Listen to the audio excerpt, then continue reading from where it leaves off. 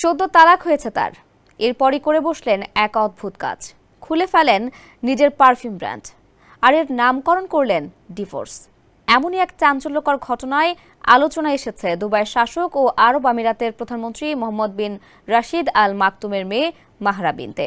জানা যায়, চলতি বছরের 18 জুলাই নিজের স্বামী মানা আল মাকতুমকে ইনস্টাগ্রামে তালাক দিয়ে বিশ্বজুড়ে আলোচনা চলে আসেন রাজকুমারী মাহরা। ওই পোস্টে তিনি তার স্বামীকে নিয়ে জানান, তার স্বামী যেহেতু অন্যদের নিয়ে ব্যস্ত, তাই তিনি তার স্বামীর সাথে ডিভোর্স ঘোষণা দিচ্ছেন। এ সময় তিনি নিজেকে সাবেক স্ত্রী হিসেবে পরিচয় দেন। তালাকের পর স্বামীর সঙ্গে ইনস্টাগ্রামে যত ছবি ছিল তার সবগুলোই মুছে ফেলতে দেখা যায় মাহরাকে। আর এরপরই সদ্য জন্ম দেওয়া মেয়ে ও নিজের ব্র্যান্ড নিয়ে ব্যস্ত হয়ে পড়েন তিনি। দুবাইয়ের রাজকুমারী এরপরই একটি ছবি প্রকাশ করেন।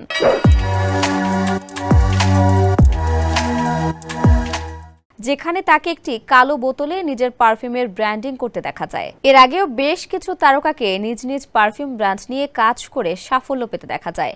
সদ্য স্বাধীন প্রিন্সেস মাহরা একই রকম সাফল্য পাবেন কিনা তা এখন দেখার বিষয়।